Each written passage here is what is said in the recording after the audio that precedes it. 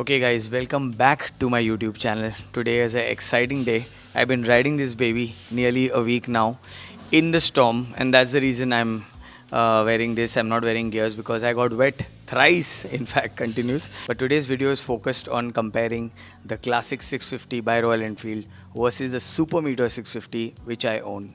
So the comparison is going to be at least good for people who are confused which 650 to buy. Okay, so this is my favorite variant. This is the chrome variant. I own the classic, and that's why I was really excited to ride this motorcycle. We'll talk about the design flow, compared this with Super Meteor 650. Now, mark this. This is a classic. So it belongs to a historic, flow.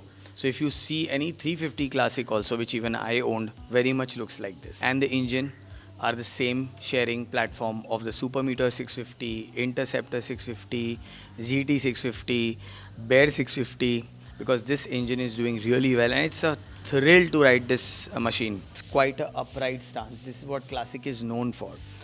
The only thing missing is the spring seat. I really like that, but they've kept this, which is also from the Shotgun 650. See the chassis? They are shared from Shotgun 650 and Super Meteor 650. So yes, if you want to do few mods here and there, you can do that.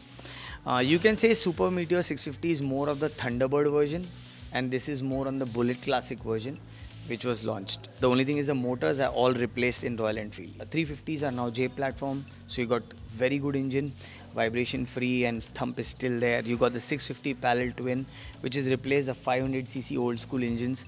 So and the Himalayan also now is 452 instead of a 411 or 410. So basically all the engines are swiped off, the old ones below your eyes, and Royal Enfield is all in new avatar, but keeping the classic legacy. It looks very charming. It's a very beautiful bike. This is my favorite variant because it's chrome, and yes, their electroplating, I mean their chrome plating is the most superior plating in the world with this old school classic style. Now when you see the Super Meteor 650, it's more of a cruiser. It's more of a, you're sitting in the bike. On this, you're literally on the bike. So this is kind of a difference. Now if you ask me about the ride quality, because I've ridden that nearly around 8 to 9,000 kilometers, and this around 300 odd kilometers, I can say the ride is comfortable here because of the sitting position as well as the shocks. Shocks is a little down for Super Meteor 650, especially the rare one, but because it has less travel, they could not, give it a little up. This has a little more ground clearance, which I'll show you guys later. First, this is what I feel the design is. Now, if you come close and look at the design, this is the old school classic head of a 650 classic, but it really resembles the 350 also, which I really like. They do have a digimeter, a tripometer, which is called the tripper, ignition, lock, off, on, and obviously an analog also with all the indication, for your service and fuel pump, your oil, battery, everything, and neutral light. So overall, this is really nice. A digi come old school analog cluster, keeping the flow. I love the handlebar. It actually resembles the Super Meteor 650. The position is different, and I really like this chrome accent also. If you notice, mine is dull aluminum look. They have the chrome because obviously this is chrome variant. So all this remains the same like the Super Meteor 650. Okay, so now when you check out the exhaust, okay, this is definitely like the classic. Now the one I had, 350 classic, my exhaust was upswept. They have changed that obviously for the twin look, and it looks really nice. This is one motorcycle where I would not like to have any add-ons. I would like to keep it the way it is. Your 650 has a blacked out engine, which I really like, because I did have the Interceptor 650 for nearly 4 odd years, which was very much like this. Now as you can see, it starts corrosing, not junking. There's a difference, okay, because this material is really superior and it's a beautiful engine. But in a year, you need to do a little bit of buff and cleaning. If you have not seen my past videos how to maintain my Interceptor 650, go online, check it out. But on Super Meteor 650, the maintenance is less because it's blacked out, so you just have to clean it with.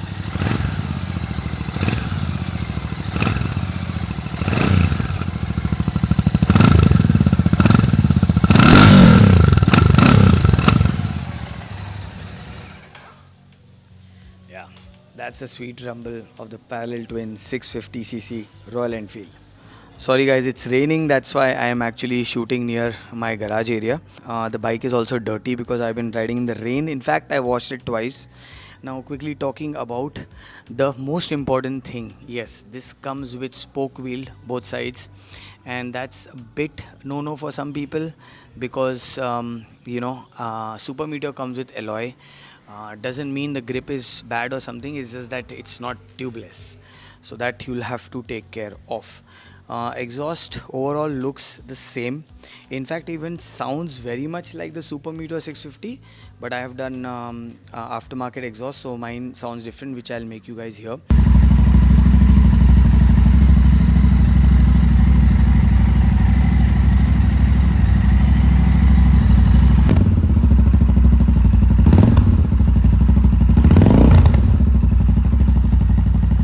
Now this is the good part. Their suspension travel, as you can see, there is literally an inch and a half of increase here, which I really like. And maybe I'll swap this to my Super Meteor 650, so that will really solve my problem of the rear shocks. So rear shocks, I give this a better thumbs up compared to the Super Meteor 650. Now coming to the design flow and everything, the seat is comfortable, very much like the Shotgun 650. It's floating. I wish it had the old school springs. It could also help a little bit for the bumps, right? Does come with a rear seat. I have not installed that, but yes, you can have that option. Super Meteor 650, the seat is really comfortable, especially the one I have put for touring. And now I know the main question is which is more comfortable to ride.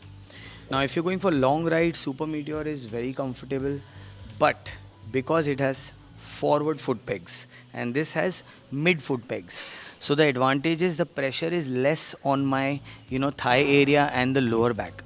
So this is what I like. I wish Super Meteor 650 had mid controls and it would have done wonders, but maybe for the ground clearance and for the turning leaning angle they have kept it forward, and plus it's a cruiser.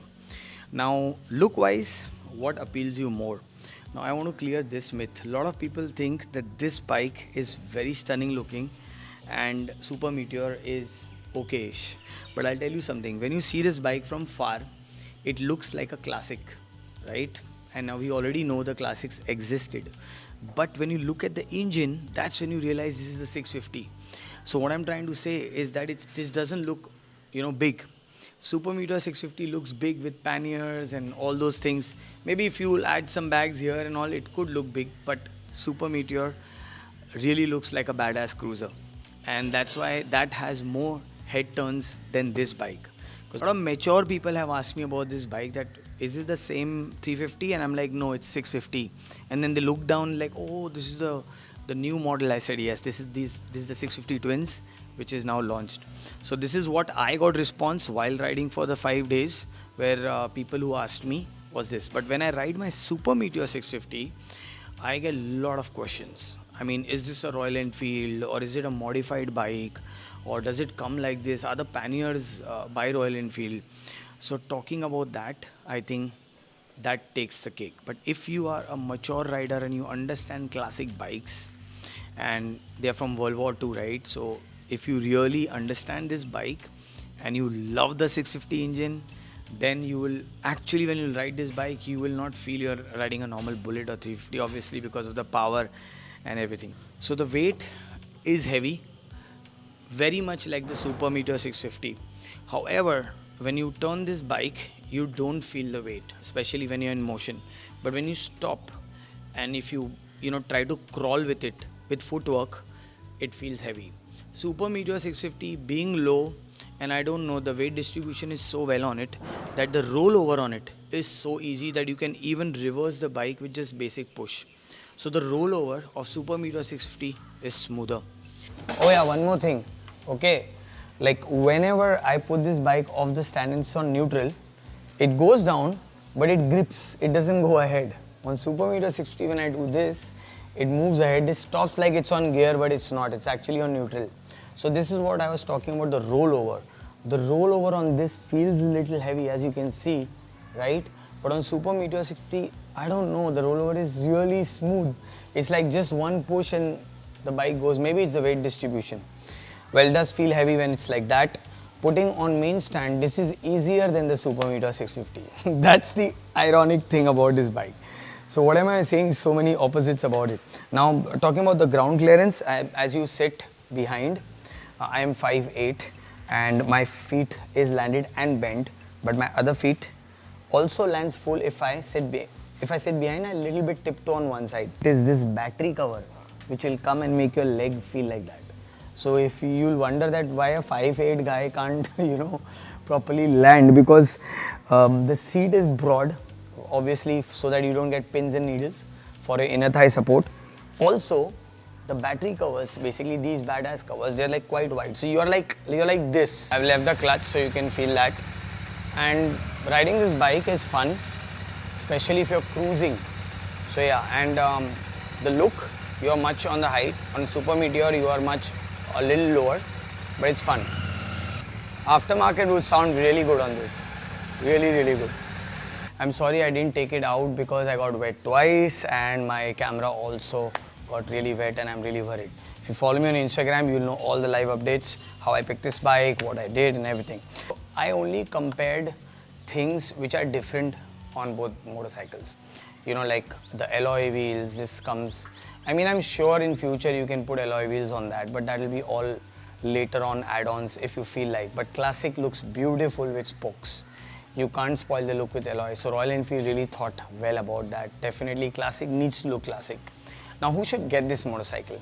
Okay, if you're mature and you love the parallel twins and you love the Classic and you always wanted, but you wanted a upgraded Classic, no more 350s, because you've ridden 350 a lot, and you want that bullet feel, one parked in your garage, going for your Sunday cruises or here and there, or going with the person you want to ride this motorcycle. This is definitely a keeper for that.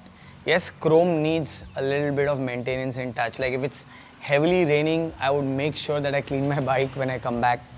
Like my ADV, I don't even care. That's the difference between roadsters like this and Classics like this versus the ADV bikes. And that's why I have both sides of the world.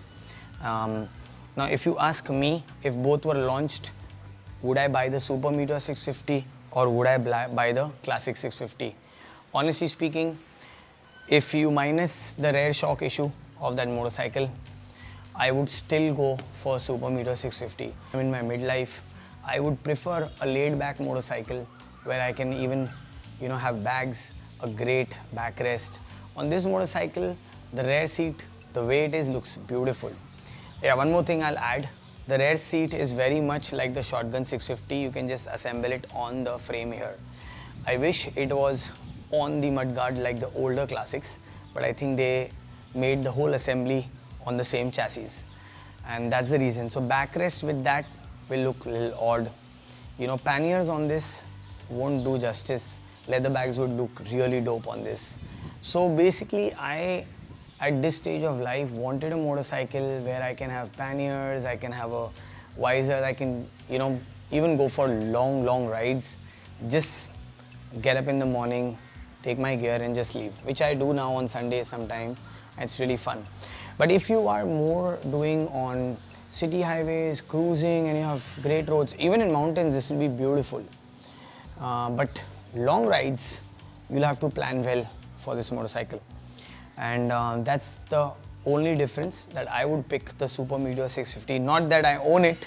I love the looks of this. I love the way it feels, the way the ride quality is in fact nice. But in the end, I always wanted a badass cruiser and I got one. So yeah, that's my verdict, and I thought I'll make this video for you guys if you're confused. But you should definitely take test ride of both the vehicles for a long time, maybe ride it 6-7 times and then decide. Don't go on my verdict, this is my personal opinion, but I feel this is what it is, and I hope you like this video. As usual friends, eat well, sleep well, be good. Signing off, Ride with Raj.